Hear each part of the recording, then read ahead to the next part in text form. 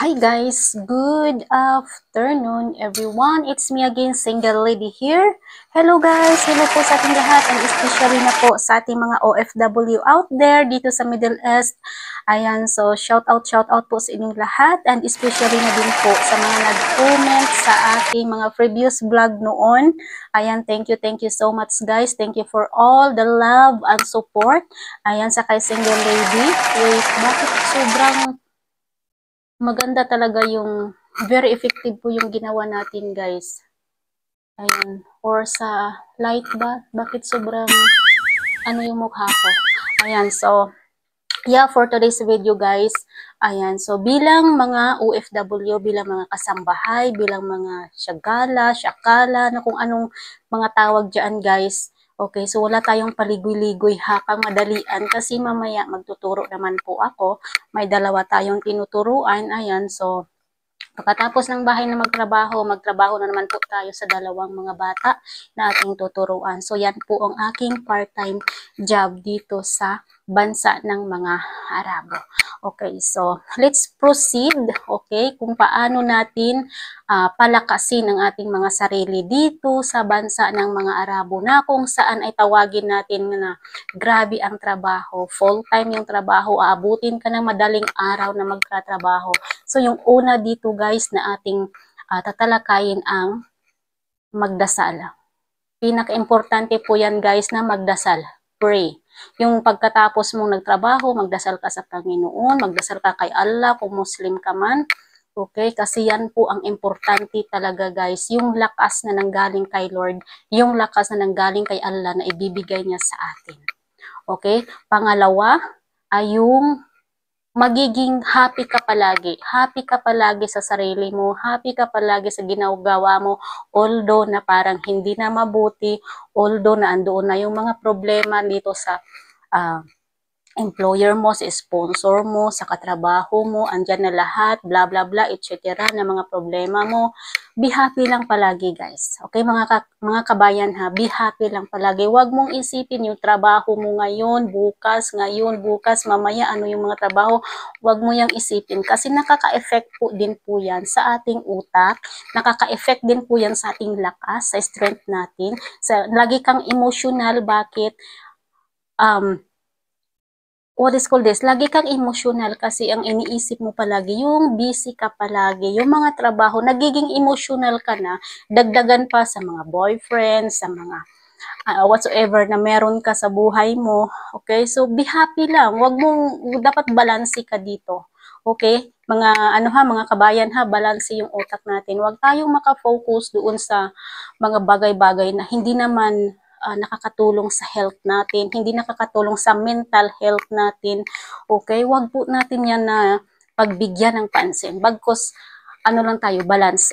Okay, yan po ang ina-apply ko sa sarili ko. Dati guys, parang hindi ko kaya kasi nga alam niyo na pag natapos ng trabaho mo, may tuturuan ka dalawa. So parang parang nakaka-stress, very stressful na po talaga guys. So, ang pangatlo, sa tatlo lang yan ha, ang ibibigay ko sa inyo ngayon mga kabayan.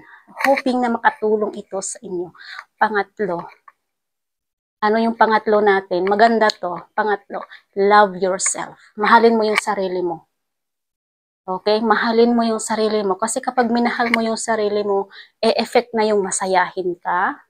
Okay, mapagdasal ka.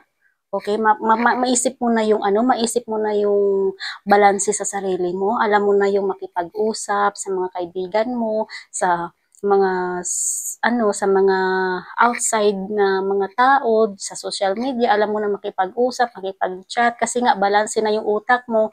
Dati parang ayaw mo makipag-usap, gusto mong mag-isa, gusto mong alone by yourself, ayaw mong maistorbo, ayaw mong ayaw mong mautusan kasi nga andun na yung yung mga negative na na iniisip mo palagi. Iniisip mo palagi yung trabaho kaya hindi ka na makapag-isip ng maganda sa sarili mo. So pinaka-importante talaga ito guys, mga kabayan, importante talaga itong pangatlo na ito, yung love yourself.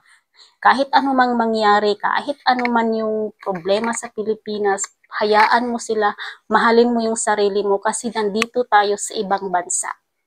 Okay, naranasan ko na din po yan guys noong nagkasakit ako, walang nag-aruga, nakalatag, nakaano lang ako dito para akong patay na I don't know how to explain it. Parang ganun yung nangyari sa akin noon. Pero thanks to God, alhamdulillah, maganda na po yung result natin ngayon. Bakit? Nai-apply ko na itong tatlo. Magdasal, okay, magdasal. Yung una, magdasal ka talaga matulog, bago matulog, sa paggising mo, magdasal ka. Pangalawa, yung happy ka palagi. Pangatlo, mahalin mo yung sarili mo. Yun lang talaga guys, yung pinaka-importante dito mga kabayan ha. Yan ang pinaka-importante kasi yan po ang aking naranasan sa sarili ko. Hindi to yung gawang kwento-kwento lang, ganito, ganyan. Hindi kasi ito talagang tatlo na to ang pinaka-importante sa atin na nandito tayo sa ibang bansa. Walang ibang magmahal sa'yo kundi ikaw lang, mag-isa sa sarili mo. Walang ibang maghihil sa'yo kundi ikaw lang sa sarili mo. Right? Walang ibang magbigay ng lakas sa'yo kundi ikaw lang sa sarili mo. Kaya love yourself. Huwag mong mahalin si ex mo, baka balikan mo si ex mo, baka mahalin mo siya at bigyan ng pera, mai-stress ka.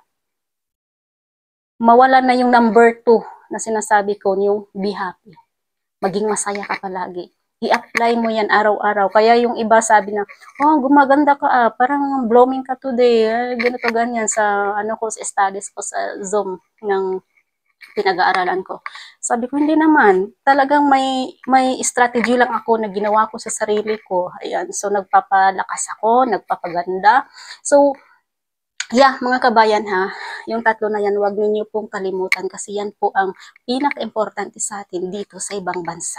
Okay, so kabayan, pwede ko bang mahingi ang inyong like, comment, at pakisubscribe na din po sa aking channel kung nakita nyo itong channel ko na ito, kung nakita nyo itong video ko na ito, kung saan man kayo nanonood, pakisubscribe na din po mga kabayan ha, at pakicomment kung saan po kayo nanonood. Ayan, so yung end ng ating video ito, mga may guys, may papakita ako dito sa inyo kung paano ko inaalagaan yung sarili ko. Daily po yan na inaalagaan ko. So, nag-exercise din ako dito sa loob ng sa kwarto ko. So, papakita ko sa inyo dito kung ano yung ating daily na ginagawa para naman po ayan po ang inyong gawin sa sarili ninyo.